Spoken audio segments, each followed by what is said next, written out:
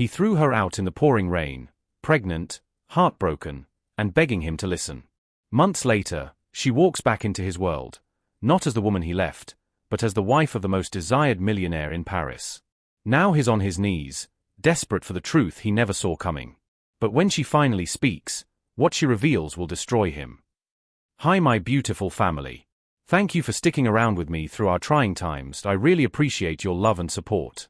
We're finally back again to give you many more beautiful stories. If you're already hooked in for today's story and ready to enjoy it, click subscribe and let me know in the comments where you're watching from, because tomorrow, I will be giving you another story just as interesting as this one. And you don't want to miss it.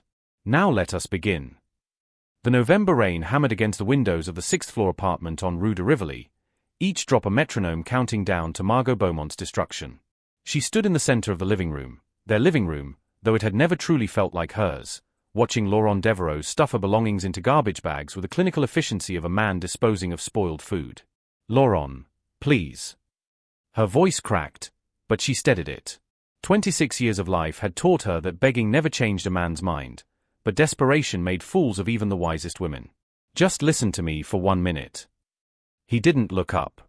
His designer shirt, the one she'd ironed that morning before he left for his marketing firm, pulled tight across his shoulders as he swept her books off the shelf. Photographs followed, Margot laughing at Jardin du Luxembourg, Margot kissing his cheek at his mother's birthday party, Margot who had believed in forever. Glass shattered, frames cracked. 3 years, reduced to trash. I've listened enough, Laurent said, his handsome face twisted into something ugly. 2 months, Margot. You've known for 2 months and said nothing. Did you think I wouldn't find the test? I was scared. You were calculating. He finally met her eyes, and the contempt there struck harder than his fists ever could. Not that he'd needed violence. His words had always been weapon enough. You thought you could trap me. Poor little orphan girl from the 19th arrondissement, finally catching her golden ticket. Margot's hand moved instinctively to her stomach, still flat beneath her cream sweater. 6 weeks. That's all the life inside her had existed, and already it was being called a trap, a trick, a burden. This is your child, she whispered. No. Laurent zipped the last bag with finality. That's the problem, isn't it? I saw the messages, Margot. That bartender from Le Marais, Jules, wasn't it? All those late nights you claimed you were working at the bookshop. Ice flooded her veins. What messages? Laurent, I never. Your phone. I read everything. His smile was cruel, triumphant. Did you really think you could make a fool of me? My father warned me about women like you. Beautiful face, sad story, empty pockets. You see a man with a future and you cling. The room tilted. There were no messages because there was no Jules, no betrayal except his imagination, or his lie. Margot had spent 3 years working double shifts at Shakespeare and Company, saving every euro she made from selling rare books to tourists, dreaming of the day she and Laurent would marry. She'd ignored her friend Celeste's warnings that Laurent's family looked at her like she was dirt they'd stepped in. She'd smiled through his mother's pointed comments about appropriate matches and his father's questions about her people. She had no people. The car accident that took her parents when she was 8 had made sure of that. The state-run group home in Belleville had raised her, and she'd raised herself the rest of the way. I never cheated on you, Margot said, forcing strength into her spine. And you know it. Laurent shrugged, already bored with her denial. Does it matter? The engagement is over. My parents are already planning damage control. As far as anyone knows, you left me. Unstable. Unfaithful. He checked his Cartier watch. You have 10 minutes before I call the building security. I'd suggest you take your things and go quietly. Where am I supposed to go? Not my problem anymore. The casual cruelty of it stole her breath. This was the man who'd whispered promises against her skin, who'd proposed on the Pont des Arts with the Seine glittering below, who'd made her believe that orphans could have fairy tales too. What would you do if the person you loved most betrayed you when you needed them most? Drop your thoughts below. Margot grabbed the 2 garbage bags containing her entire life and walked toward the door. Her hands shook so badly she nearly dropped them twice. Behind her, Laurent was already on his phone, his voice smooth and sympathetic as he spoke to someone, probably his mother, spinning the narrative, painting Margot as the villain in his story. The hallway was elegant, all marble and soft lighting, mocking her with its beauty. She'd walked this hall 1,000 times, planning her future, imagining children running through it, growing old with a man who'd just thrown her away like she was nothing. The elevator felt like a coffin. Margot watched the numbers descend, 6, 5, 4, and with each floor, the life she'd known disappeared. By the time she reached the ground level, she wasn't Laurent Deverose's fiancée anymore. She was homeless, pregnant, and alone in a city that ate the weak for breakfast. The rain outside was vicious, cold enough to cut through her thin jacket. November in Paris was beautiful in photographs, all golden leaves and moody skies, but living in it without shelter was different. Margot stood beneath the building's awning, watching expensive cars splash through puddles, their occupants warm and dry and unaware of the woman whose world had just ended. She pulled out her phone. The screen was cracked, had been for months because she couldn't afford to fix it, but it worked well enough to call Celeste. 3 rings. 4. Please pick up. Please. Margot? What's wrong? The concern in her best friend's voice broke something loose inside her. He threw me out. Laurent found the pregnancy test and Celeste, he threw me out. Silence. Then, where are you? Outside the apartment. I don't know where to go. Stay there. I'm coming. The line went dead. Margot sank onto her garbage bags, no longer caring about dignity or appearances. A woman walking a small dog crossed to the other side of the street, avoiding her. To everyone else, she probably looked like what Laurent had accused her of being: trash, a problem, someone else's responsibility. Her phone buzzed. A text from an unknown number. This is Madame Deverose. You will sign a non-disclosure agreement and accept a settlement of €5,000 to never contact my son again or speak publicly about your relationship. A lawyer will be in touch. Do not test my patience. €5,000. That's what 3 years of love was worth to them.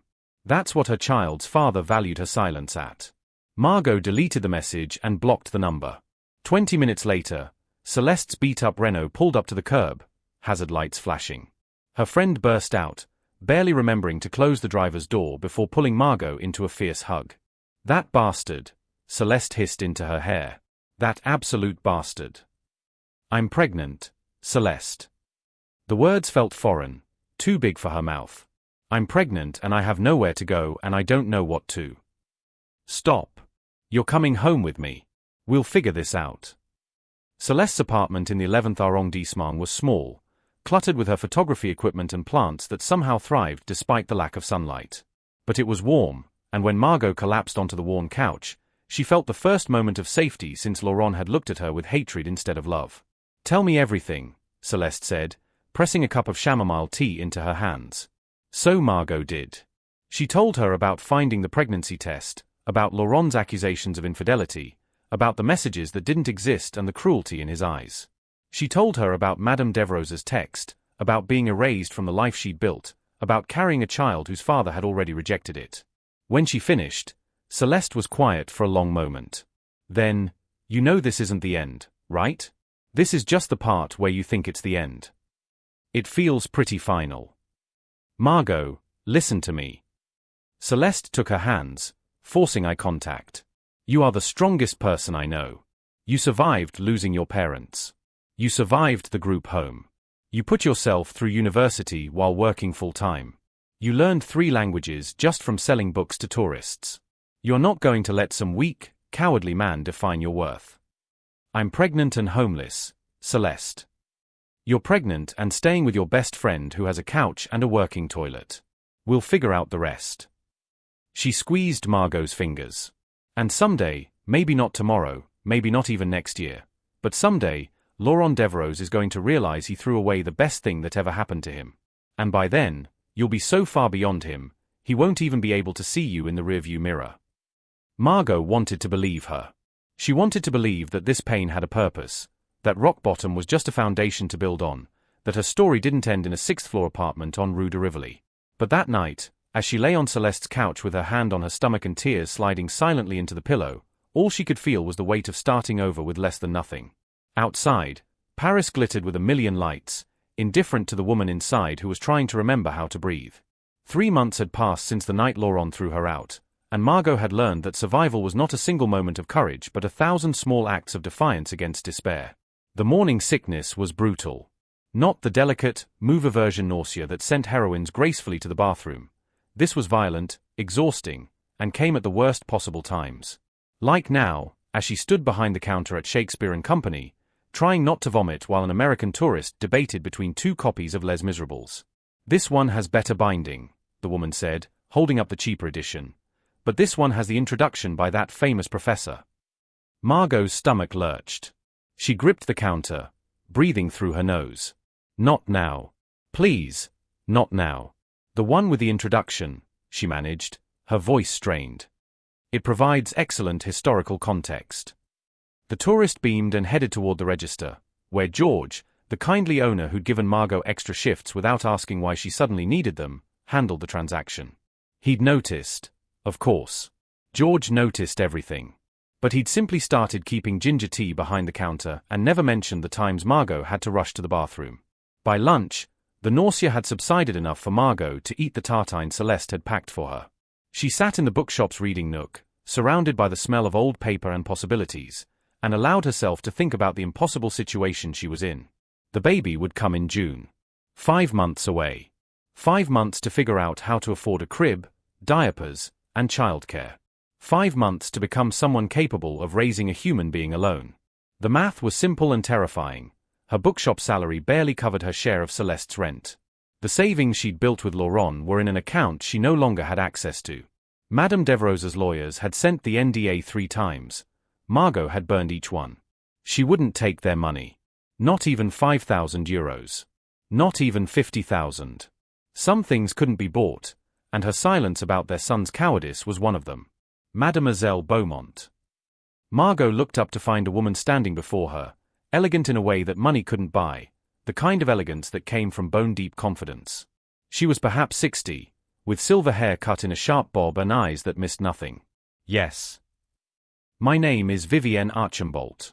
I'm a literary agent." She held out a business card, cream-colored with embossed lettering. "I've been watching you work for the past hour. You sold 4 books to customers who came in just browsing. You spoke to each one in their native language, English, German, Italian, and quite excellent Japanese, if I'm not mistaken." Margot took the card, confused. "It's part of the job." "No, my dear. It's a talent." Vivienne sat down across from her, uninvited but somehow not intrusive. "I represent several authors who need translators. Not just for their work, but for international book tours, negotiations with foreign publishers, that sort of thing. The pay is significantly better than retail."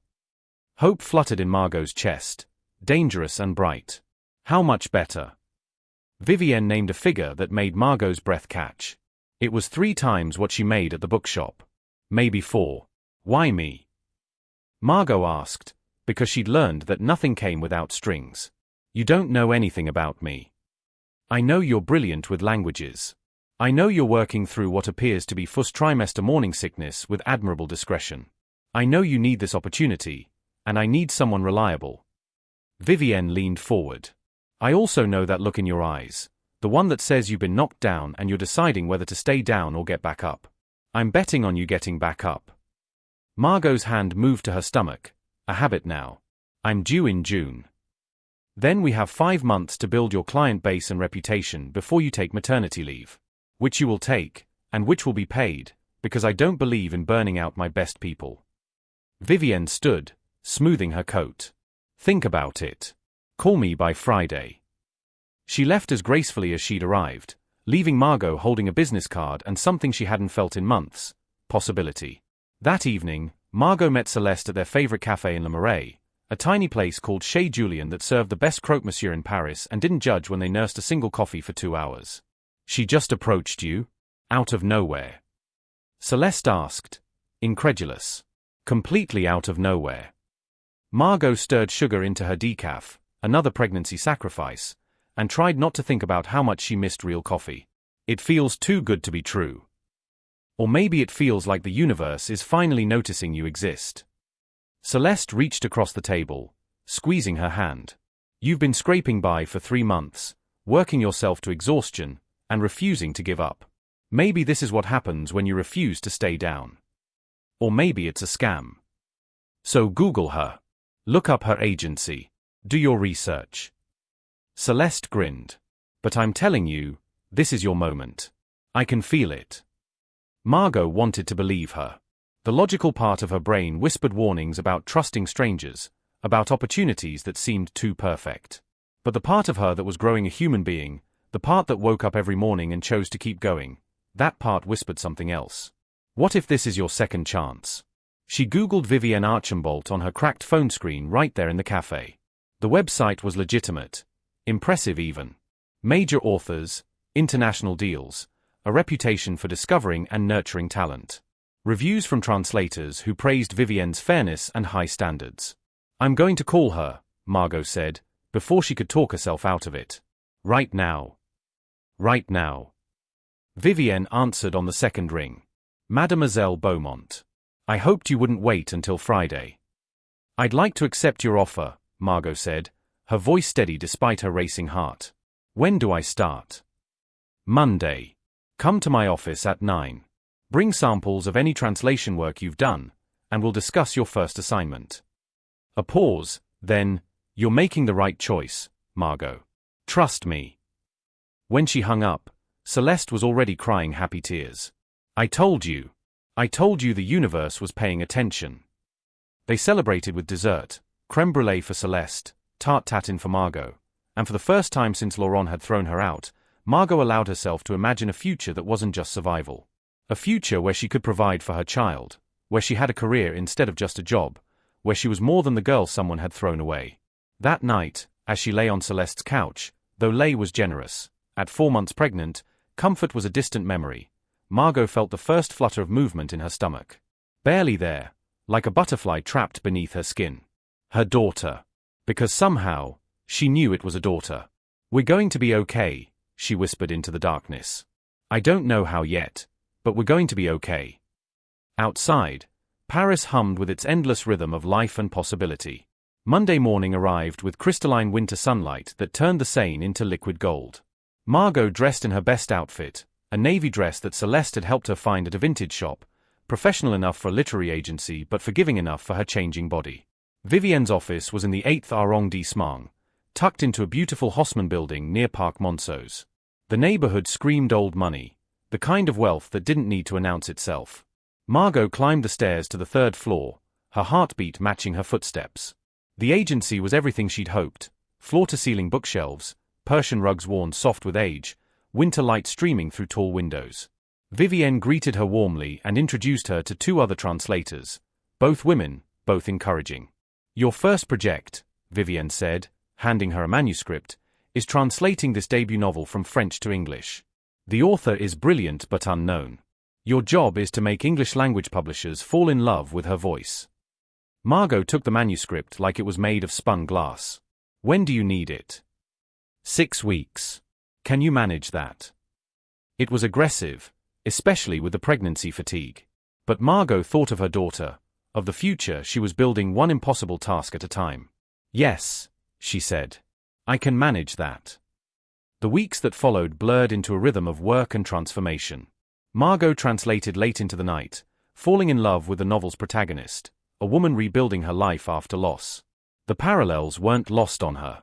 She worked from Celeste's apartment, from cafes, from the bookshop during her breaks. The translation consumed her, challenged her, and reminded her that she had value beyond what Laurent had said she did. And slowly, almost imperceptibly, something inside her began to heal.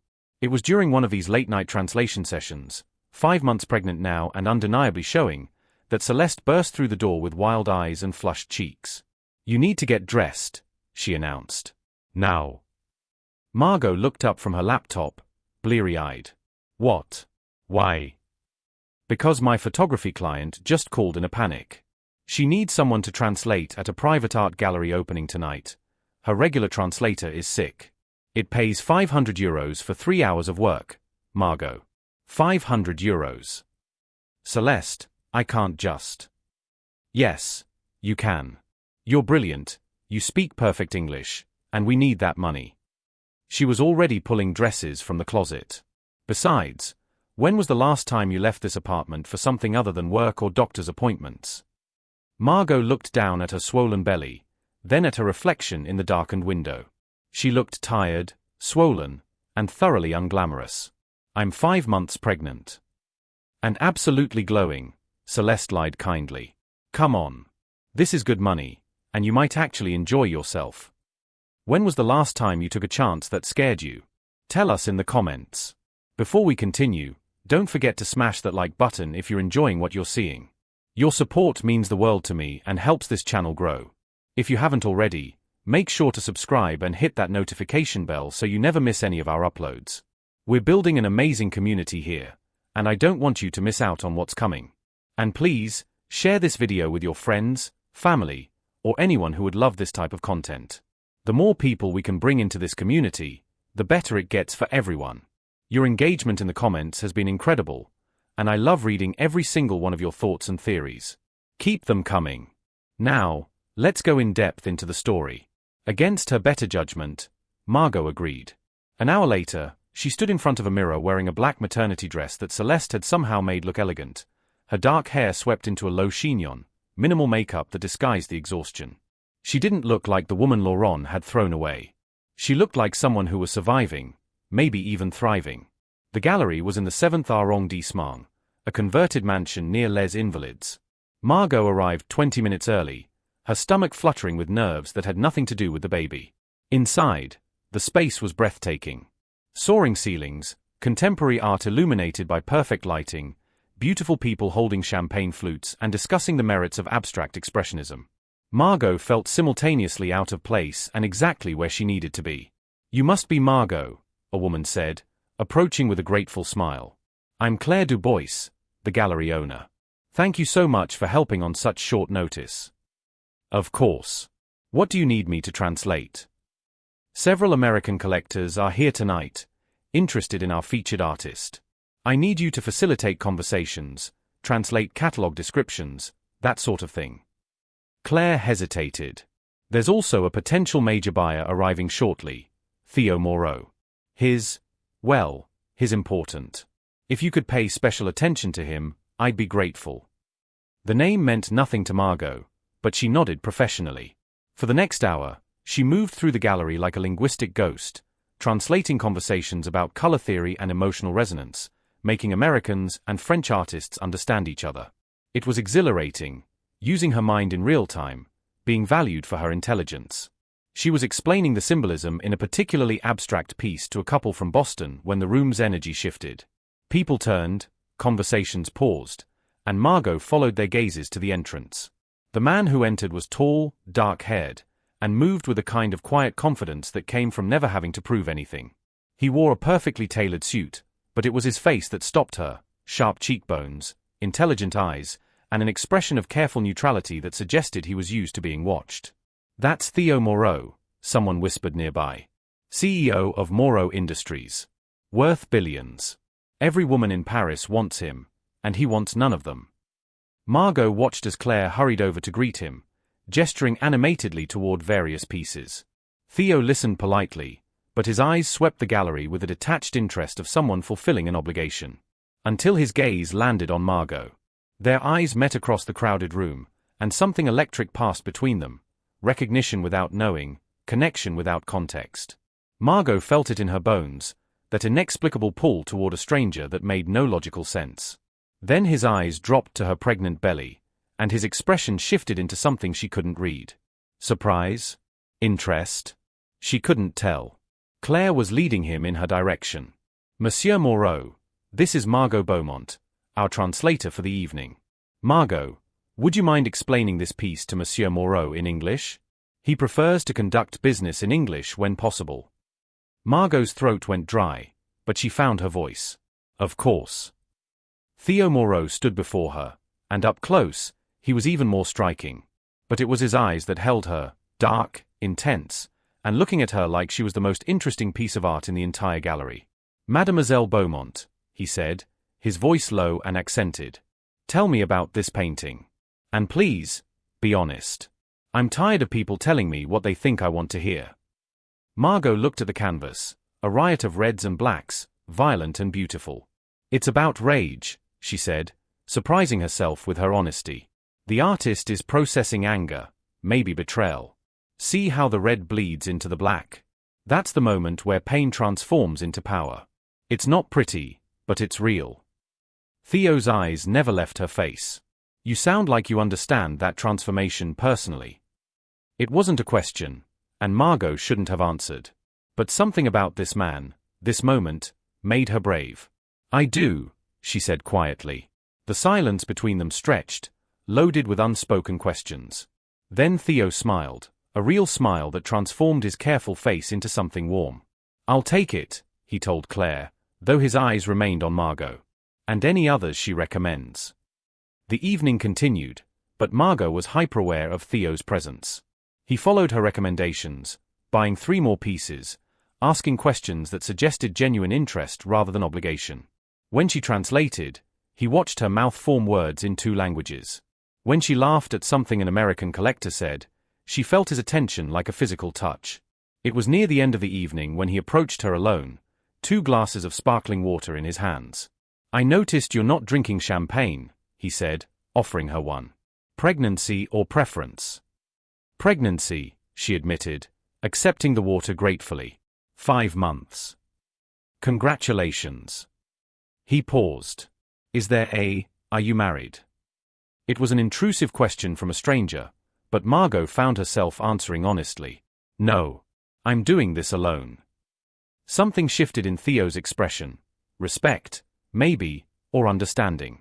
That takes courage. Or stupidity. I haven't decided which yet. He laughed, a genuine sound that seemed to surprise him. I doubt you've done anything stupid in your life, Mademoiselle Beaumont. You'd be surprised. They talked for another 20 minutes, and Margot learned that Theo Moreau was nothing like Laurent. Where Laurent had been performatively charming, Theo was quietly intense. Where Laurent had needed constant validation, Theo seemed content with silence. Where Laurent had made her feel small, Theo made her feel seen. I have a proposal, Theo said as the evening wound down. My company frequently hosts international events and negotiations. I'm always looking for skilled translators. Would you be interested? Margot's heart raced. Between Vivienne's agency and now this. I'd need to know more details. Of course. He pulled out a business card, heavy stock, elegant typography. Call my office tomorrow. We'll discuss terms. And Margot. He met her eyes. I don't make offers I don't mean. You're extraordinarily talented. After he left, Margot stood holding his card, feeling like her life had shifted on its axis again. But this time, the shift felt like a possibility rather than destruction. That night, she told Celeste everything. He bought art based on your recommendations. Celeste practically shrieked. And offered you a job? Margot, do you know who Theo Moreau is? A CEO. The CEO. Moreau Industries.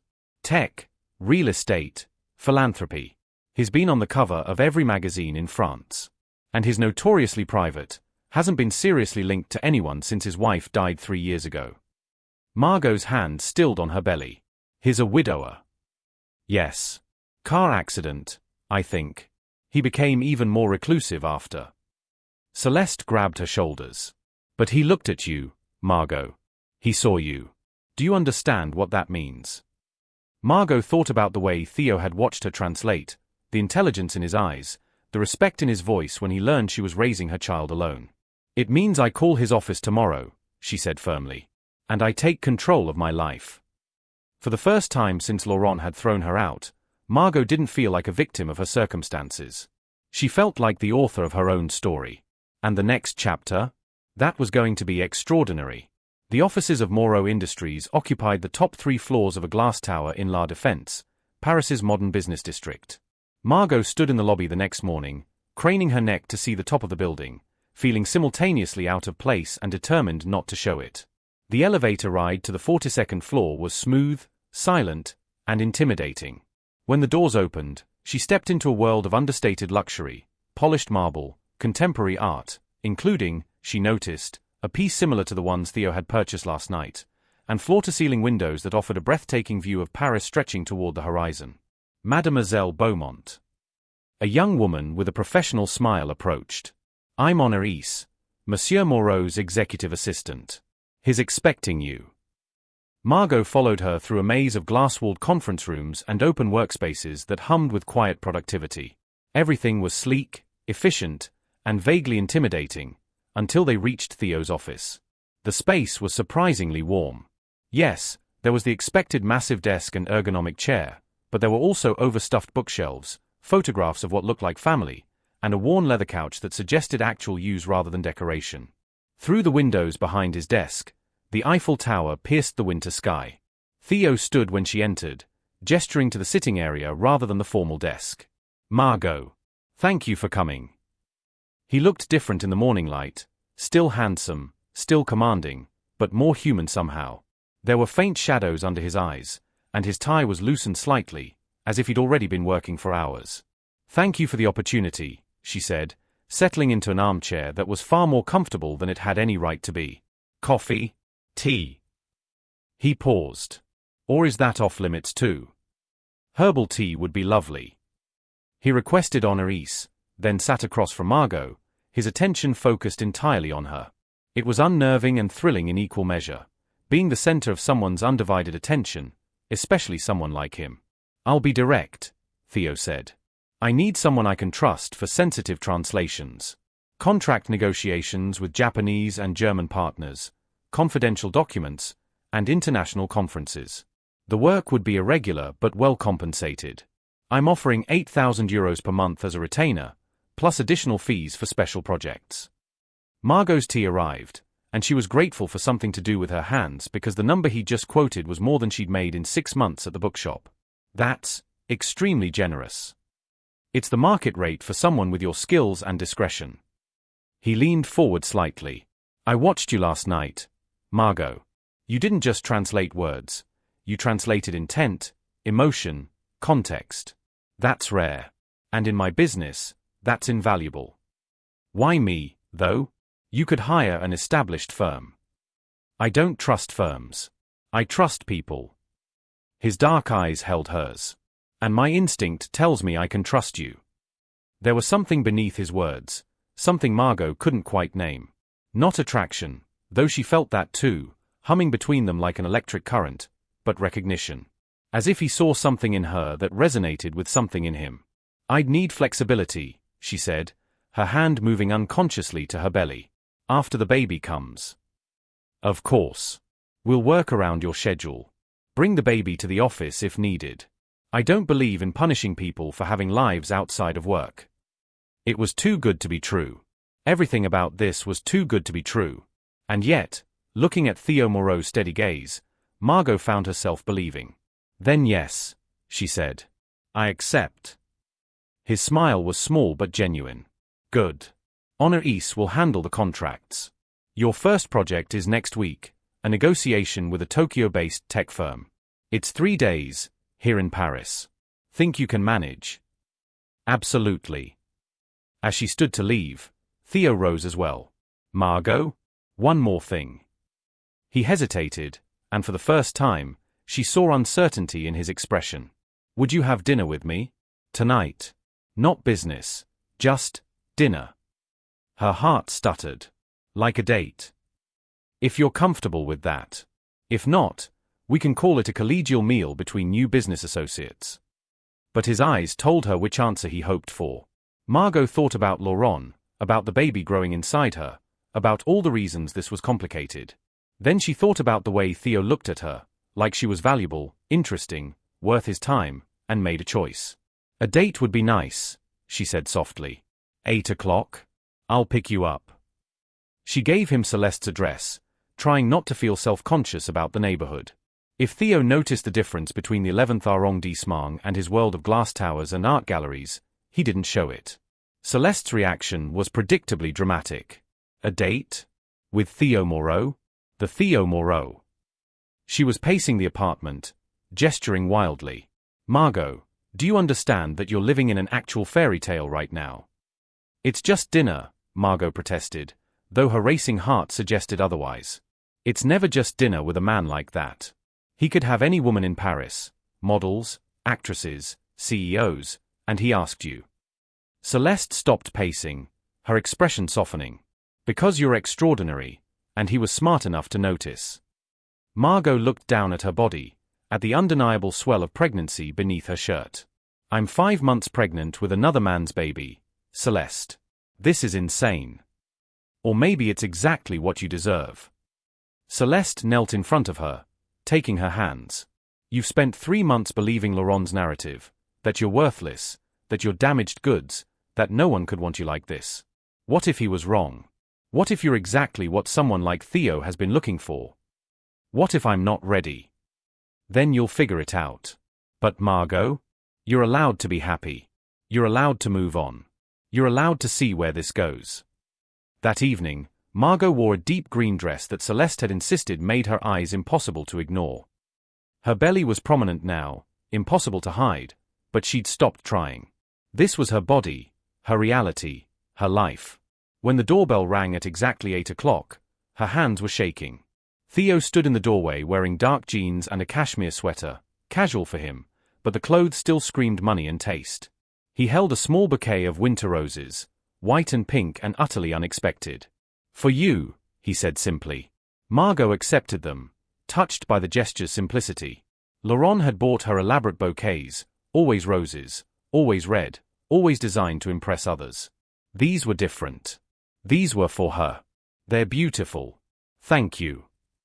His car was waiting below, a sleek Mercedes that probably cost more than she'd made in her entire life, but Theo opened her door himself, waited until she was settled, and didn't mention the building's peeling paint or the graffiti on the corner. "I thought we'd go to Le Chateaubriand," he said as they pulled into traffic. "But then I realized that's probably not what you want. Fancy, stuffy, people watching. So I made a reservation at a small bistro in the Marais. Family-owned, incredible food, actual privacy. Does that work?" The consideration in his voice made her throat tight. "That sounds perfect." The bistro was everything he'd promised.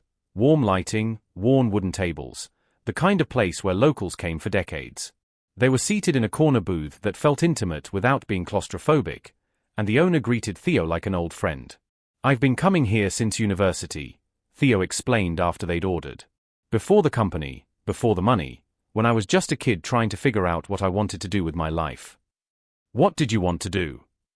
"Architecture, actually. I loved the idea of creating spaces that would outlive me, that would become part of the city's story." He smiled ruefully. "But my father had other plans. Moreau Industries needed an heir, and I was it. Do you regret it?" He considered this. "Sometimes. But I found ways to incorporate what I love, the buildings we develop, the spaces we create. It's not what I imagined, but it's mine now." The food arrived, coq au vin for her, bœuf bourguignon for him, and they ate slowly, talking between bites. Margot learned that Theo was 34, that he'd been married at 28 to his university sweetheart Isabel, that she'd died in a car accident 3 years ago. "I'm sorry," Margot said quietly. "That must have been devastating." It was. Still is, some days. He met her eyes. "But I've learned that grief doesn't mean your life stops. It just means you carry something heavy while you keep moving forward." There was an understanding in his words that made Margot brave. So she told him her story, about Laurent, about the pregnancy, about being thrown out and starting over. She didn't embellish or soften it. She told him the truth. When she finished, Theo was quiet for a long moment. Then, "He's an idiot." Margot laughed, surprised. "That's it? That's your analysis? What else is there to say?" He had something precious and threw it away because he was too cowardly to handle real responsibility. That makes him an idiot.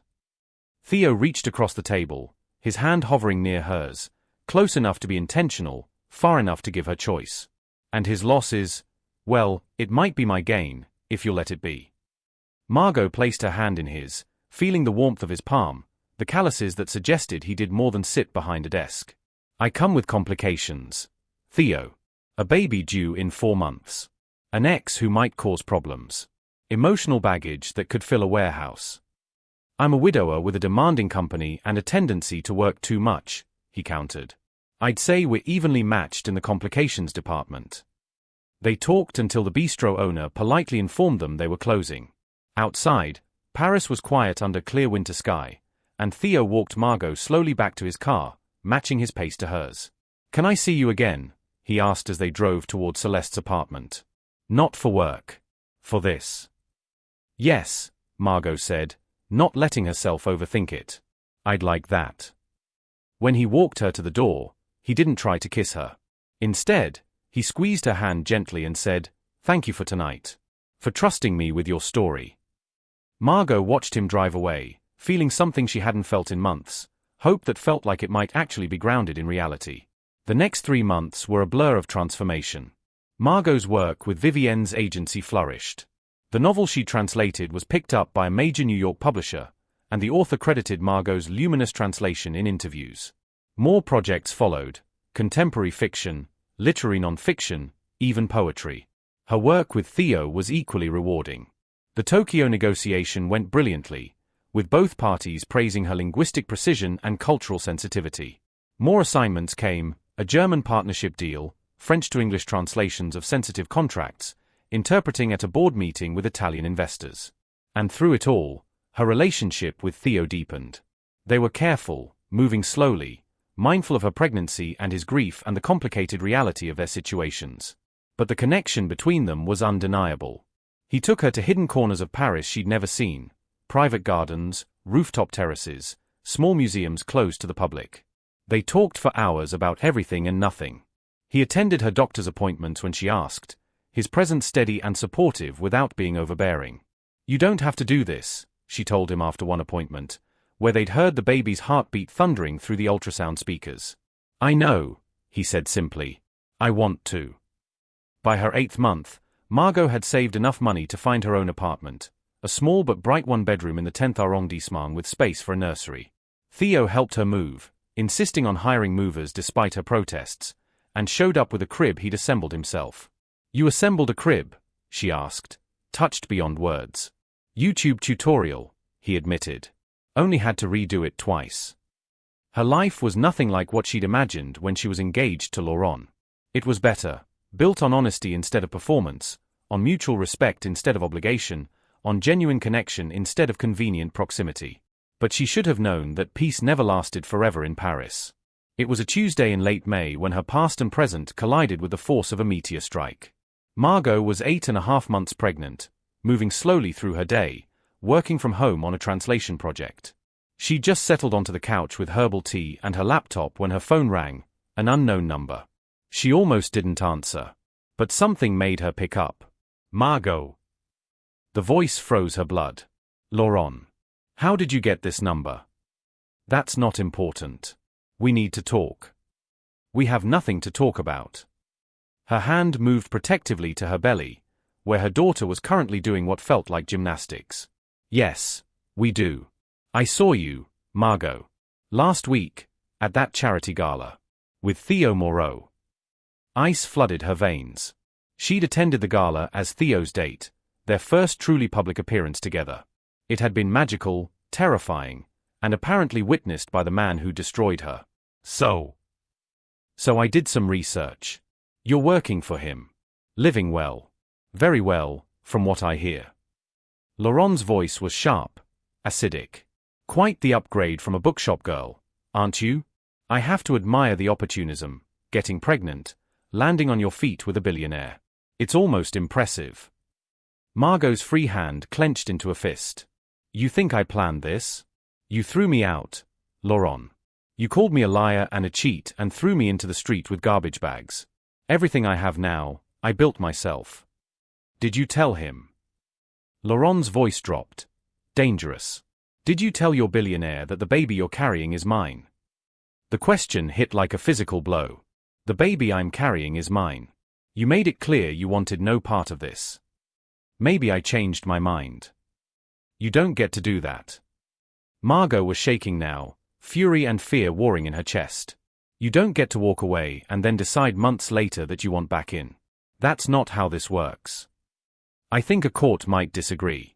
I am the father, after all. I have rights." "Rights?" Margot's voice rose. "You have no rights. You accused me of cheating, threw me out, and had your mother try to buy my silence. You don't get to claim fatherhood now just because you saw me happy with someone else." "I'm willing to take a paternity test," Laurent continued, as if she hadn't spoken. Prove the child is mine. And then we'll see what a judge says about custody arrangements. I imagine Theo Moreau wouldn't be so interested in you once he knows the truth, that you trapped one man with a pregnancy and moved on to a richer target. Have you ever had to face someone from your past who tried to rewrite history? Share your experience below. The line went dead. Margot sat frozen, her tea growing cold in her hand, her mind racing through possibilities, all of them bad. Laurent could file for paternity, could claim parental rights, could drag her into a court battle she couldn't afford and didn't have the emotional energy for. He could poison Theo's perception of her, make her look like exactly what he'd accused her of being, an opportunist, a gold digger, someone who used pregnancy as a weapon. She'd told Theo about Laurent, about the pregnancy, about being thrown out. But she'd never explicitly said that Laurent was the father. It had seemed so obvious, so understood, that she'd never thought to clarify. What if Theo assumed she'd gotten pregnant after Laurent? What if this looked like exactly what Laurent was implying? Her phone rang again.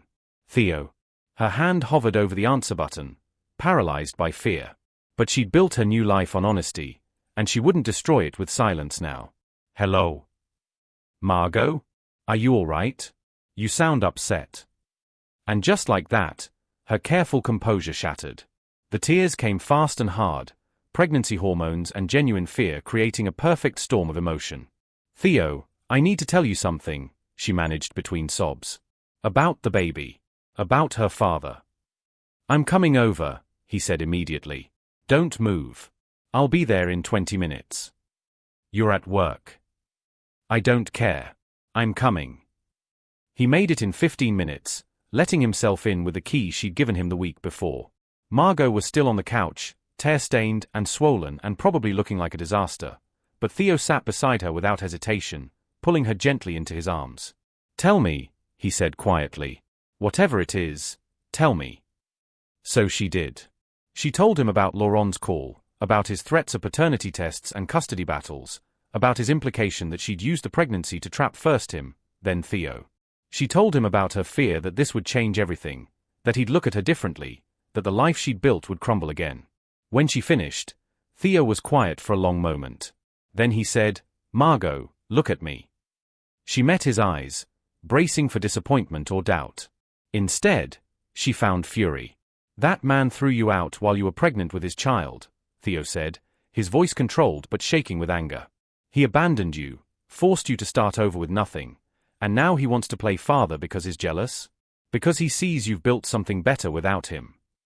But what if he files for? Then we'll deal with it. Together. Theo took her hands. I have lawyers, Margot. Good ones. If Laurent wants a fight, he'll get one. But he won't get you. And he won't hurt you or your daughter.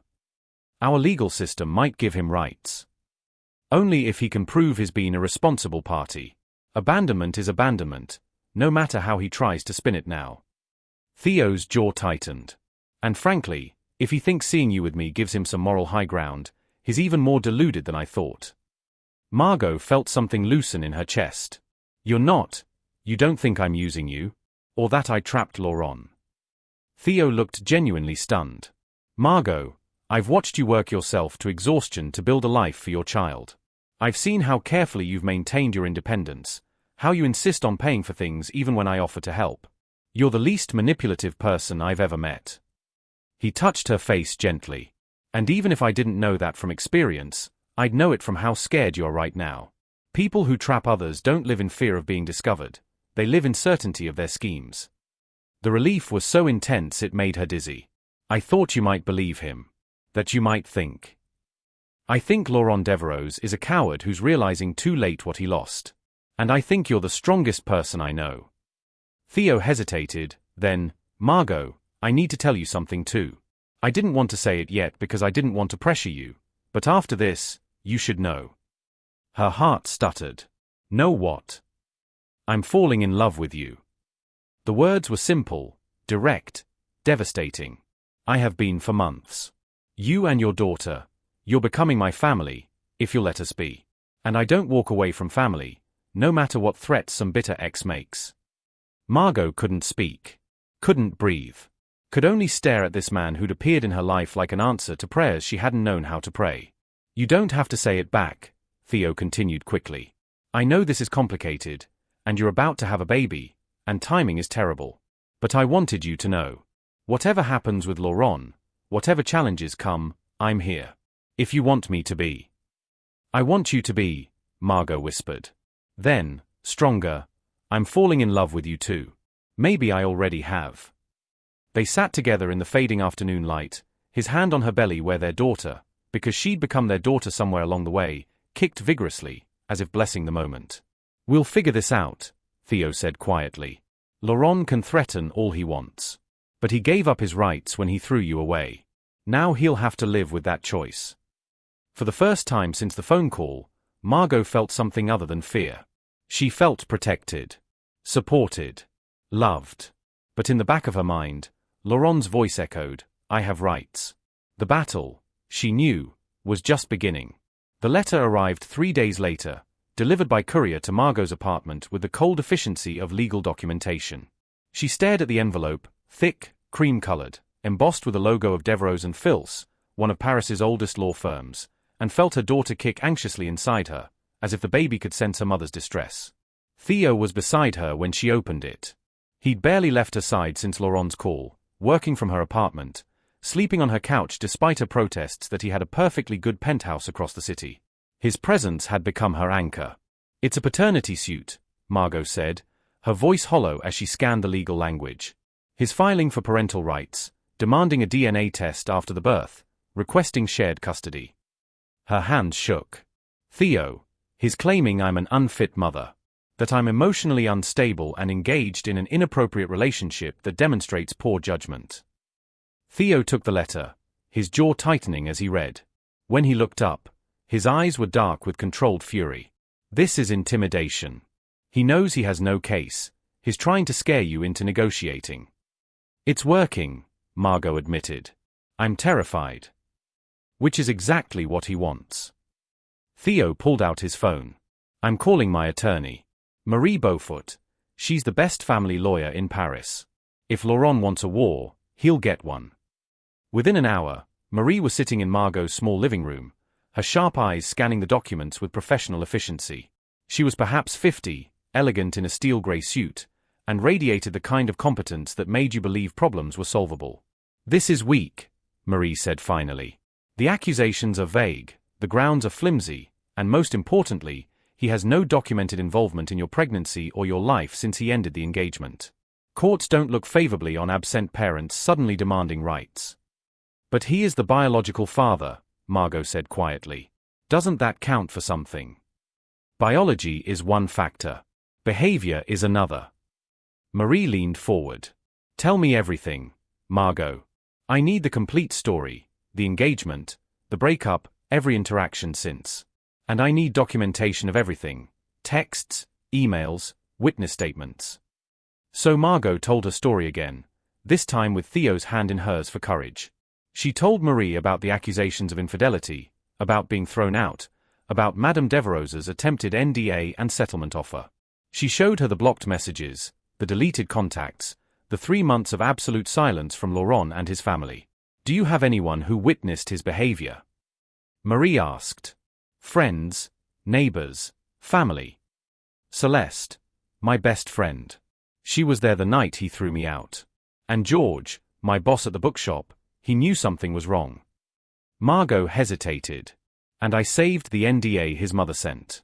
All 3 versions she tried to make me sign. Marie's expression sharpened. You have documentation of them attempting to pay you to stay silent about the pregnancy. Yes. 5,000 euros to sign away any connection to their family. That's excellent. It demonstrates their clear desire to sever all ties. You can't simultaneously demand someone sign an NDA removing themselves from your life and then claim parental rights later. Marie made notes rapidly. What about medical records? Did he attend any prenatal appointments? Not a single one. Financial support? Nothing. I've paid for everything myself. Rent, medical bills, baby supplies. I have bank statements proving it. Marie sat back, and for the first time, she smiled. Margot, Laurent Devereux has made a critical mistake. His claiming parental rights while having demonstrated zero parental involvement. The court will see through this immediately, especially with the NDA attempts and his accusations of infidelity as justification for abandonment. So what do we do? Theo asked. We file a counter-motion. We document every way Laurent failed as a parent before the child was even born. We demonstrate Margot's complete financial and emotional independence. And we make it clear that his sudden interest in paternity coincides suspiciously with Margot's relationship with a wealthy, high-profile partner. Marie looked at Theo. I assume you're willing to testify about the timeline of your relationship. Absolutely. Whatever Margot needs. Good. Because Laurent's strategy is transparent. He's not interested in the child. He's interested in punishing Margot for moving on, for finding success and happiness without him. The court won't reward that. Margot felt the first flutter of hope since the letter arrived. How long will this take? Months. Possibly. But the advantage is ours. Marie packed her briefcase. In the meantime, focus on your pregnancy. Let me handle Laurent and his lawyers. And Margot. She met her eyes. Stop being afraid of him. You've already survived his worst. Everything from here is just paperwork. 2 weeks later, at 2:47 in the morning, Margot's water broke. She was standing in her kitchen, craving the bizarre combination of pickles and chocolate that pregnancy had convinced her was delicious, when she felt the warm gush and the immediate tightening of her abdomen. Oh, she said to the empty apartment. Oh no. Her hands shook as she called Theo, who answered on the first ring despite the ungodly hour. Margot? What's wrong? My water broke. Her voice was surprisingly calm, considering the panic flooding her system. The baby's coming. I'm on my way. Don't move. Actually, do move. Get your hospital bag. I'll be there in 10 minutes. He made it in 8, bursting through her door looking disheveled and terrified and somehow exactly what she needed. He grabbed his car keys and wallet but forgotten shoes, arriving in expensive slippers that would have been comical if Margot wasn't currently experiencing a contraction that felt like her body was trying to turn itself inside out. Breathe, Theo said, though he looked like he might need the reminder more than she did. Just breathe. We've practiced this. They had practiced childbirth classes on Tuesday evenings, Theo sitting beside her on yoga mats, learning breathing techniques and timing contractions, and how to be a supportive partner. He'd been the only man in the class, and he'd taken it more seriously than anyone. The drive to the hospital was a blur of contractions and red lights and Theo's steady voice telling her she was doing amazing. She was so strong, just a little bit further. At the hospital, everything became clinical and surreal. Nurses, doctors, monitors beeping, Theo holding her hand through examinations and updates and the steadily increasing pain of labor. Hours blurred together, 4, then 6, then 10. The pain became her entire world, eclipsing everything. Laurent's lawsuit, her fear, her carefully constructed new life. There was only this moment, this pain, this impossible task of bringing a human into the world. You're doing beautifully, the midwife said during what felt like the 1000th examination. Almost there, Margot. Just a bit longer. I can't, Margot gasped between contractions. I can't do this. Yes, you can. Theo's face appeared in her field of vision, solid and certain. You're the strongest person I know. You've survived everything life has thrown at you. You can do this. What if I'm not ready? What if I can't be a good mother? You're going to be an extraordinary mother. His hand tightened on hers. And you won't be doing it alone. I'm here. I'm not going anywhere. At 4:23 p.m. on June 15th, after 16 hours of labor, Margot's daughter entered the world, screaming her outrage at the bright lights and cold air. The midwife placed her on Margot's chest, tiny, perfect, covered in vernix and absolutely furious. Hello, little one, Margot whispered, tears streaming down her face. I'm your Marmon. I'm so happy to meet you. The baby stopped crying, her dark eyes, so like Margot's own, blinking up at her mother with what seemed like recognition. In that moment, everything else fell away. Laurent's lawsuit, her fear of inadequacy, her complicated past, none of it mattered. There was only this, her daughter, warm and alive and hers. Theo stood beside them, tears on his own face, looking at the baby with something like wonder. She's beautiful, he said hoarsely. Margot, she's perfect. Would you like to hold her? The midwife asked Theo. He looked at Margot, seeking permission. She nodded, and watched as the midwife carefully transferred her daughter into Theo's arms. He held her like she was made of spun glass, his large hands cradling her tiny body with infinite gentleness. "Hello, little one," he murmured. "Welcome to the world. You have an extraordinary mother, and if you'll let me, I'd very much like to help take care of you." The baby yawned, seemingly unimpressed, and Margot fell a little more in love with both of them. "What's her name?" the nurse asked, pen poised over paperwork. Margot had thought about this for months, cycling through options, never finding one that felt right. But looking at her daughter now, the answer was suddenly obvious. "Isabel," she said, looking at Theo. "After someone who was loved very much." Theo's eyes widened, then filled with fresh tears. "Margot, you don't have to." "I want to. Your wife was important to you. This," she gestured to their little family, "this wouldn't exist without all the paths we've both walked. I want to honor that." "Isabel Margot Beaumont," Theo said softly, testing the name. The baby made a small sound, as if in agreement. "It's perfect." They spent the next 2 days in the hospital, a cocoon of new parent exhaustion and overwhelming love. Celeste visited, bringing flowers and practical gifts like nipple cream and heavy-duty coffee. Vivienne sent a designer baby basket that probably cost more than Margot's rent. George from the bookshop came with a first edition of Le Petit Prince, inscribed with a note, "For Isabel, who's already loved beyond measure." Laurent did not come. Did not call. Did not acknowledge his daughter's birth. Marie visited on the second day, bringing the counter-motion paperwork and surprisingly soft eyes when she looked at baby Isabel. "She's beautiful," Marie said. "How are you feeling?" "Exhausted. Overwhelmed. Happy." Margot adjusted Isabel, who was sleeping against her chest. "Has there been any response from Laurent's lawyers?" "Actually, yes." Marie settled into the visitor's chair. "They've requested a meeting. Not formal proceedings, an informal discussion about resolving this matter privately." Theo, who was attempting to assemble a bottle with the intense focus of someone defusing a bomb, looked up sharply. "They're backing down." "Possibly. Or they're changing tactics." Marie pulled out her tablet. "I've reviewed their initial filing more thoroughly. It's even weaker than I first thought. Multiple legal inconsistencies, factual errors, and most damning, they claim Laurent attempted to maintain contact, which we can easily disprove." "When is this meeting?" Margot asked. "Next week, once you're recovered. But Margot, you don't have to attend. I can handle it." "No." Margot's voice was firm. "I want to be there. I want to look Laurent in the eye and show him exactly what he gave up." The meeting took place in a neutral conference room at Marie's law firm, all glass and steel and expensive furnishings designed to intimidate. Margot wore a navy dress that Celeste had helped her pick out, professional but not apologetic, her body still recovering from childbirth but her spine straight with determination. Theo sat beside her, his presence steady. Marie was on her other side, documents organized with military precision. Across the table sat Laurent, his father Philippe Devereux, and 2 lawyers whose expressions suggested they knew their case was garbage. Margot hadn't seen Laurent in 7 months.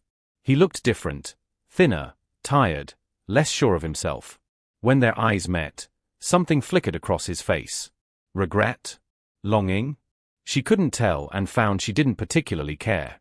"Thank you all for coming," one of the lawyers began. "We believe this matter can be resolved amicably, without the need for extended litigation." "Then withdraw your suit," Marie said crisply. "Acknowledge that Monsieur Devereux has no grounds for paternity claims given his documented abandonment. My client is willing to negotiate." "There's nothing to negotiate," Theo interrupted, his voice cold. Laurent ended his engagement to Margot, threw her out while pregnant, had his family attempt to buy her silence, and provided zero support, financial, emotional, or otherwise, for 7 months. He doesn't get to suddenly claim fatherhood because he's experiencing regret. Philippe Devereux shifted uncomfortably. "My son made mistakes." "Your son made choices," Margot said quietly, and every eye in the room turned to her. "He chose to believe I was unfaithful without proof. He chose to throw me out. He chose to let me struggle alone. Those were choices, not mistakes."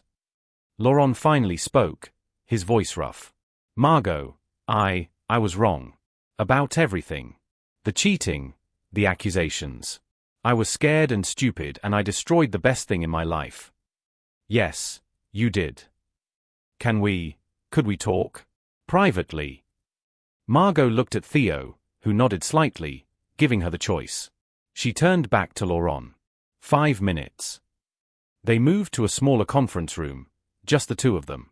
Laurent looked at her like he was seeing a ghost, or perhaps seeing her clearly for the first time. You look good, he said. Happy. I am happy. I saw photos of the baby. Isabelle. She's beautiful. She is.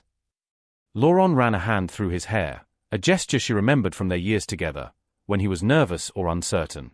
I know I have no right to ask, but, is there any chance? For me to know her? To be her father? Margot felt something twist in her chest. Not love, that was long dead, but perhaps pity. You had that chance, Laurent. For 9 months, you had that chance. You chose to walk away. I was an idiot. You were cruel.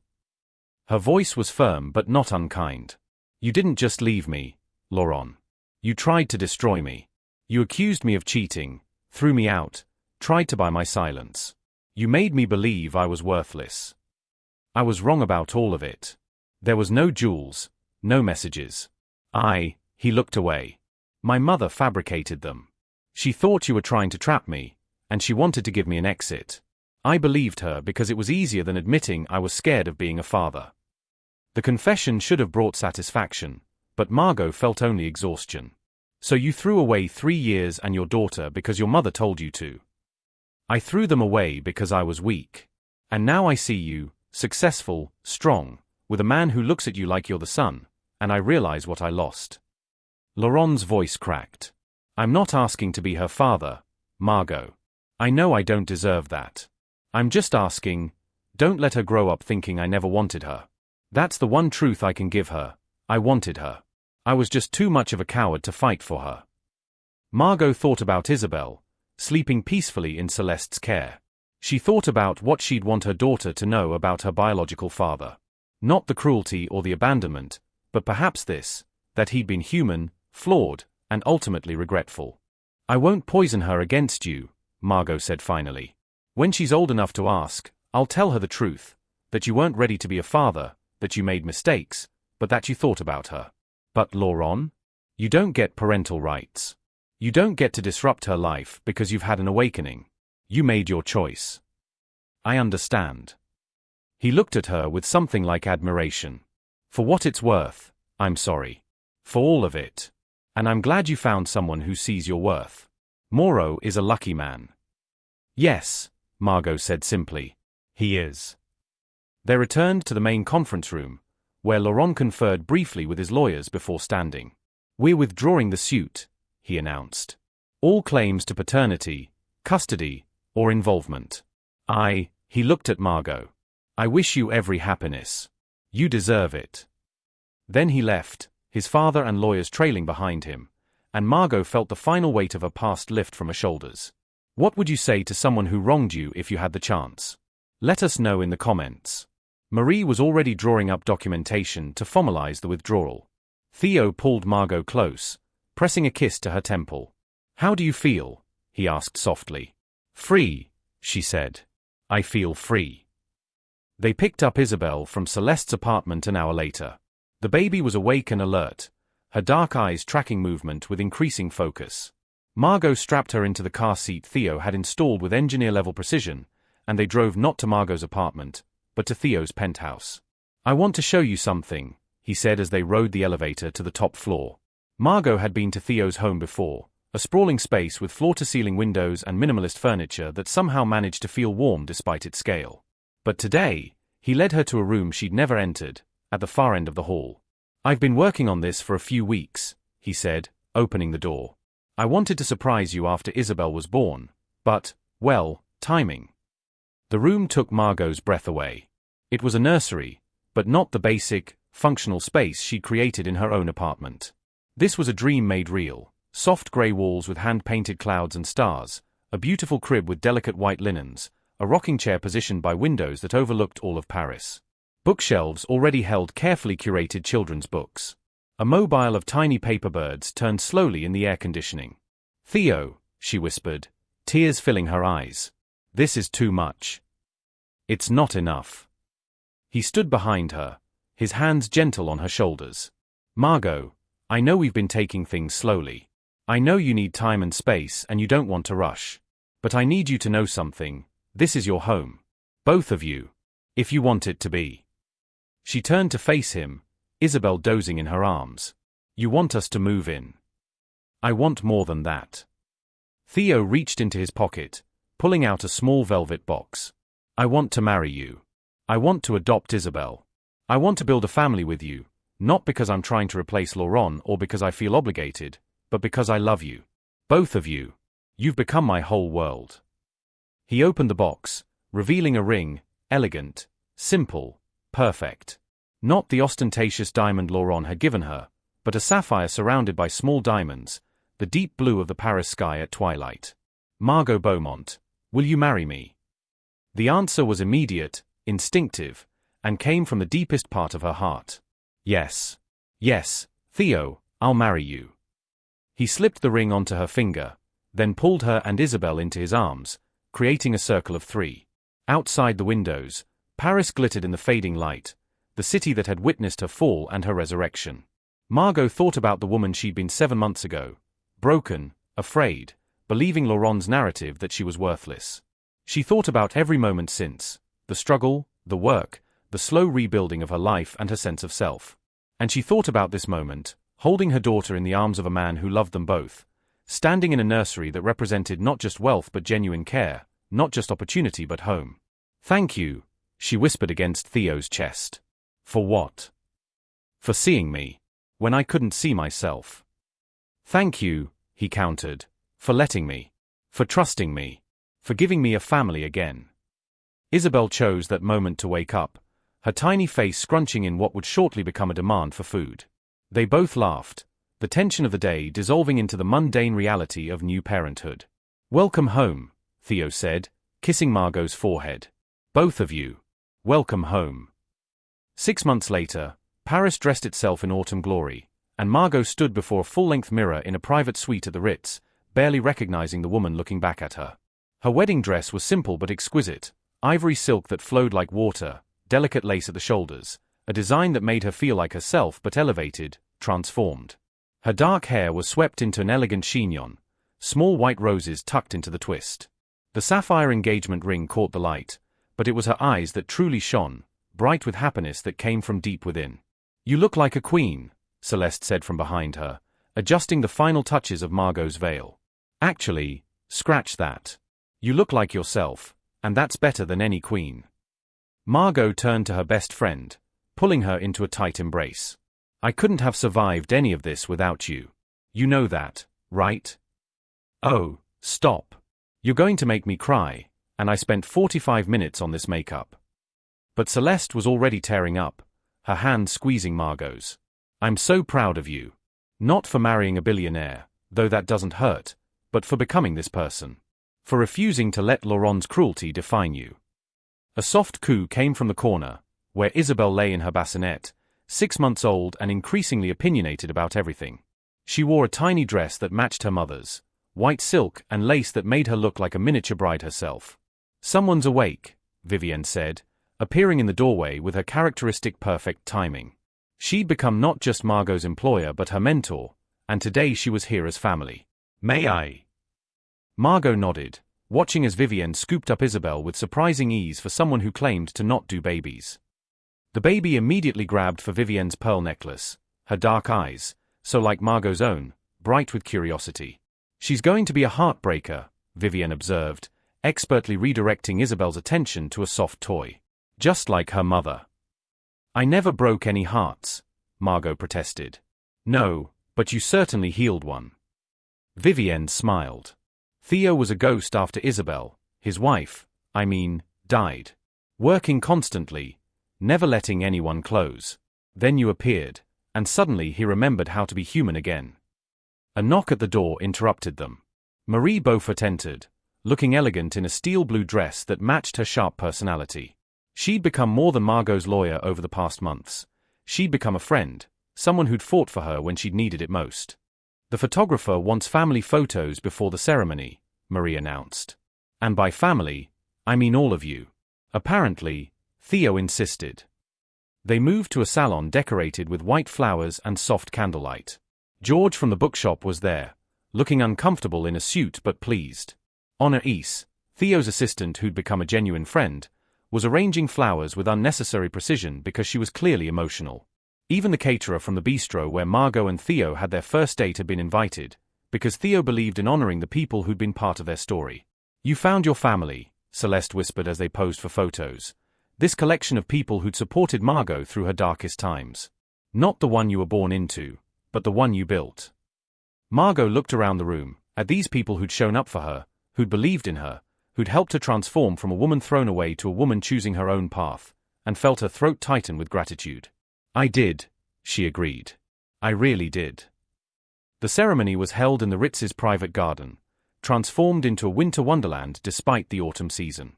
White roses climbed trellises, candles flickered in glass lanterns, and soft music played as guests took their seats. It was intimate, only 50 people, but every single person there had meaning. Margot waited in the doorway, Isabel in her arms, Celeste beside her as maid of honor. Through the guests, she could see Theo at the altar, looking devastating in a charcoal suit, his eyes fixed on the entrance with barely contained emotion. "Ready?" Celeste asked softly. "More than I've ever been for anything." The music shifted, and Margot began her walk down the aisle, not given away by a father she didn't have, but walking herself, her daughter in her arms, claiming this moment as her own choice. Guests turned to watch, and she saw tears, smiles, and love reflected in their faces. But it was Theo's expression that stopped her heart. He was crying openly, not caring who saw, his face radiating such pure joy that Margot felt her own tears start. When she reached him, he looked at her and Isabel like they were the answer to every question he'd ever asked. "Hi," she whispered. "Hi," he whispered back. "You're beautiful. Both of you." The officiant began, speaking about love and choice and family, but Margot barely heard the words. She was too focused on Theo's hands holding hers, on Isabel contentedly babbling between them, on the way this moment felt both impossible and inevitable. When it came time for vows, Theo went first. "Margot," he began, his voice steady despite the emotion in his eyes, "7 months ago, you walked into an art gallery, pregnant and alone, and translated a painting about rage transforming into power. I had no idea I was meeting my future wife. I had no idea this fierce, brilliant woman would show me how to live again instead of just existing." He paused, looking at Isabel, who was trying to eat her own foot. "You've given me a family when I thought that part of my life was over. You've shown me that love doesn't replace what we've lost, it expands to hold everything we've been through. I promise to honor your strength while being your partner in weakness. I promise to be the father Isabel deserves and the husband you deserve. I promise to choose you, every day, for the rest of our lives." Margot was openly crying now, barely able to see through her tears. She handed Isabel to Celeste, who promptly burst into her own tears, and took Theo's hands. "Theo, when Laurent threw me out, I thought my life was ending. I thought I'd never be whole again, never be valued, never be loved the way I deserved." Her voice cracked but held. "You proved every one of those fears wrong. You saw me, really saw me, when I was broken and rebuilding. You didn't try to fix me, you just stood beside me while I fixed myself." She looked at Isabel, then back at Theo. "You've given my daughter a father who chose her, which is more powerful than any biological connection. You've given me a partner who respects my independence while offering support.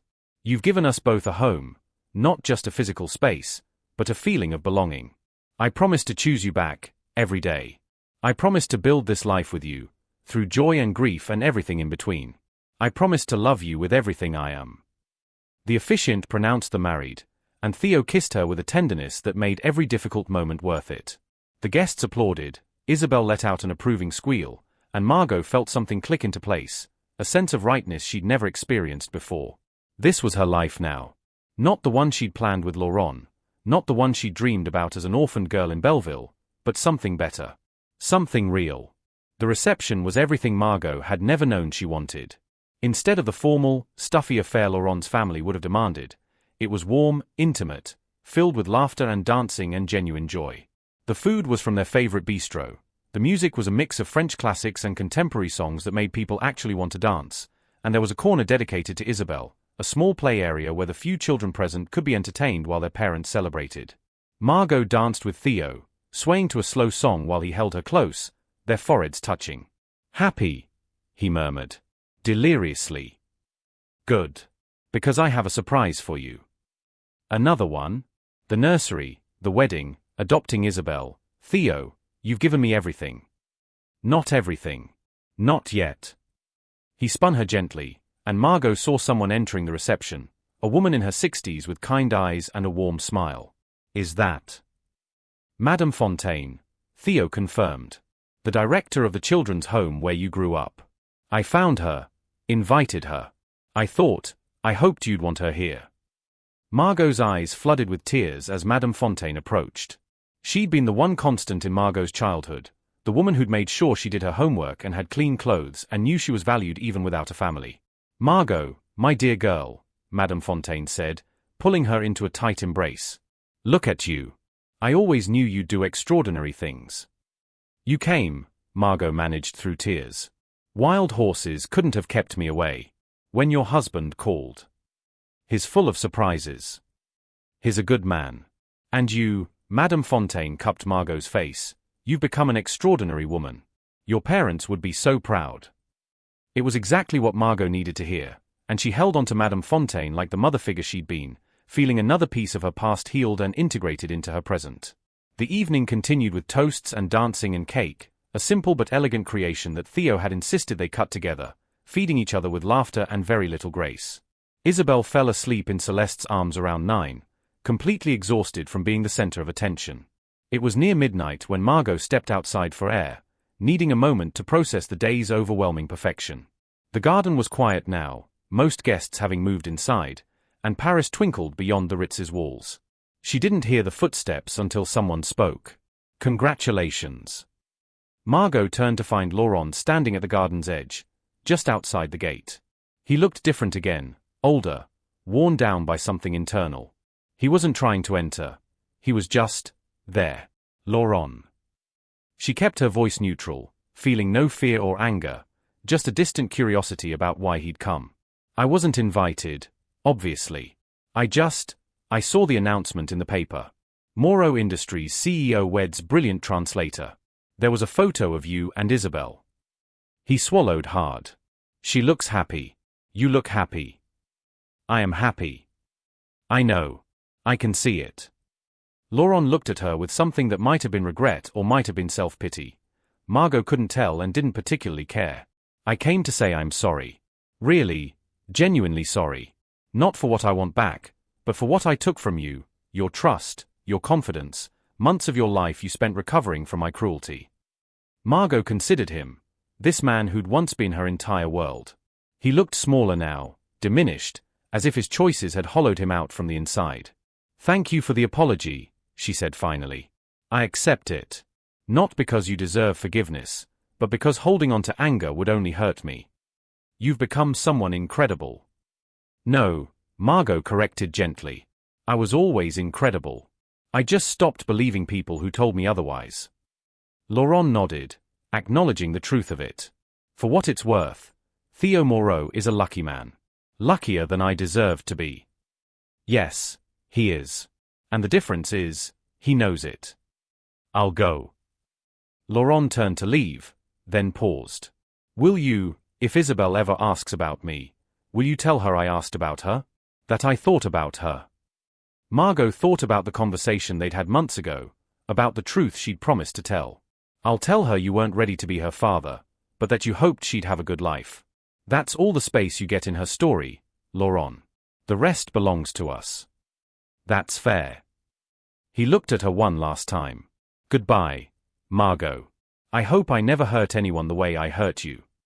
Then he left, disappearing into the Parisian night, and Margot felt the final thread connecting her to that painful past snap cleanly. She stood in the garden for another moment, processing the strange closure of seeing Laurent one last time. Then Theo's voice came from the doorway. Everything all right? She turned to her husband, still such a new and wonderful word, and smiled. Everything's perfect. Just saying goodbye to a ghost. Theo crossed to her, wrapping his arms around her waist, pulling her back against his chest. No more ghosts. Just us and our future. Just us, Margot agreed, leaning into his warmth. That sounds perfect. 3 years later. The bookshop smelled of old paper and possibility, exactly as it always had. But now, Margot owned it, a gift from Theo that she'd initially refused until he'd pointed out that George wanted to retire and she was the obvious choice to take over. It's not charity, he'd insisted. It's investment in what you love and what the neighborhood needs. So now, on Saturday mornings, Margot could be found at Shakespeare & Company, not behind the counter but in the back office, managing the business she'd helped modernize while keeping its essential character intact. They'd expanded the translation services, hosted author events, and created a reading program for children in the neighborhood, including her own children. Isabel, now 3.5, sat in the children's section with her baby brother Alexandre, 6 months old and already showing signs of his father's quiet intensity. Theo was with them, reading a picture book in his accented English while both children listened with varying degrees of attention. "Marmon," Isabel called out, spotting Margot. "Papa is doing the funny voices." "I can hear that," Margot said, grinning as Theo performed an elaborate mouse character with complete commitment.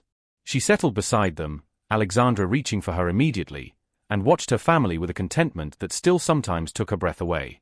This was her life, a thriving business, meaningful work with Vivienne's agency, 2 beautiful children, and a husband who looked at her each morning like she was a miracle. The shop's bell chimed, and Celeste entered, pushing a stroller containing her own daughter, born just 2 months after Alexandre. She'd met her partner, a photographer like herself, at one of Margot's gallery translation jobs, and they'd built their own unconventional but loving family. "Coffee delivery," Celeste announced, handing Margot a to-go cup. "Because I know you've been here since dawn doing inventory. You know me too well." They settled into the comfortable rhythm of old friends, watching their children play while discussing everything from business to parenting to the art exhibition opening next week. This, Margot thought, was what family looked like, not blood, but choice. Not obligation, but love. Later, after the bookshop closed and they'd returned to the penthouse, though Margot still called it home with a sense of wonder, she found herself standing in Alexandra's nursery, watching Theo rock their son to sleep. He sang softly in French, an old lullaby, and Margot felt her heart expand with love. "What are you thinking?" Theo asked, noticing her in the doorway. "That I almost missed this. All of this." She crossed to them, kissing Alexandre's soft head. "If I'd given up when Laurent threw me out, if I'd believed his version of my worth, I never would have found you. Built this life." "You would have found something," Theo said firmly. "Maybe not me, maybe not this exact life, but something extraordinary. Because that's who you are, Margot. You don't know how to be anything less than extraordinary." She thought about the woman she'd been 3.5 years ago, broken, afraid, clutching garbage bags in the rain. She thought about every step since then, the struggle, the work, the slow rebuilding of her sense of self. She thought about Laurent's cruelty and how it had, paradoxically, freed her to become who she was meant to be. "Do you know what the best revenge is?" Margot asked softly. "What?" "This. Being happy. Being whole. Building a life so full of love that the person who tried to destroy you becomes irrelevant." She smiled. "Laurent gave me the greatest gift, even though he didn't mean to. He got out of my way so I could find my real life." Theo stood, careful not to wake Alexandre, and pulled Margot close with his free arm. "I'm glad he was an idiot. If he hadn't been, I never would have met the love of my life." They stood together, holding their son, surrounded by the home they'd built, and Margot thought about titles, about how she'd gone from Laurent's fiancée to homeless and pregnant to Theo's wife to, finally, simply herself, Margot Beaumont Moreau, translator, businesswoman, mother, survivor, fighter, beloved. The labels didn't define her. The life she'd chosen did. From the next room came Isabel's voice, calling for bedtime stories. Theo handed Alexandra to Margot and went to their daughter, and she heard him say, "Which book tonight, ma petite?" Something about princesses. "No," Isabel declared with the certainty of a 3-year-old. Stories about strong Marmons who save themselves. Margot's eyes filled with happy tears, because that right there, was the legacy she was building. Not just for herself, but for her daughter, who would grow up knowing that women didn't need rescuing. They needed support, respect, and the space to rescue themselves. She carried Alexandre to his crib, settling him gently into the soft blankets, and stood watching him sleep, this tiny person who would never know the Laurent Devereaux who'd rejected his sister, only the father who'd chosen them both. Her phone buzzed with a message from Vivienne. New manuscript for translation. The author specifically requested you. A major American publisher is interested. Call me Monday. Another opportunity. Another piece of the career she'd built from nothing. Margot smiled, silenced her phone, and went to join her family for bedtime stories. The work could wait. The opportunities would always be there. But this moment, Theo reading in silly voices, Isabelle giggling, Alexandra sleeping peacefully, their family complete and chosen and real, this was what mattered. This was a victory. Not because she'd married a billionaire or found financial security or proved Laurent wrong, but because she'd survived. She'd refused to stay broken. She'd built a life from garbage bags and heartbreak and emerged not bitter but stronger, not cynical but wiser, not defeated but triumphant. Outside the windows, Paris glittered in the winter night, the same city that had witnessed her destruction and resurrection. But Margot wasn't looking at the view. She was curled on the bed with her family, Theo's arm around her shoulders, Isabelle nestled between them, Alexandre sleeping in his crib nearby, and she was exactly where she belonged. Je t'aime, Theo whispered against her hair. Je t'aime aussi, she whispered back. Forever. And as Isabelle drifted off to sleep with her head on Margot's shoulder, Margot closed her eyes and made a promise to the woman she'd been 3.5 years ago, the one standing in the rain with nothing. You survive. You thrive. You become more than you ever imagined. And someday, you'll stand in a room full of love you built yourself and realize that being thrown away was actually being set free. Trust the journey. The best is yet to come. What's the biggest obstacle you've overcome in your life? We'd love to hear your story of resilience in the comments below. And if this story touched your heart, don't forget to like and subscribe for more inspiring tales of transformation and triumph. Margot's journey from abandonment to triumph is finished. From a broken engagement to building her own empire, finding true love with Theo, creating a beautiful family, and ultimately discovering that her worth was never defined by Laurent's cruelty but by her own resilience and choice. Thanks for watching till the end. We know you loved this story, and there are many more thrilling ones waiting for you. Just click on the video on your screen to dive into the next chapter.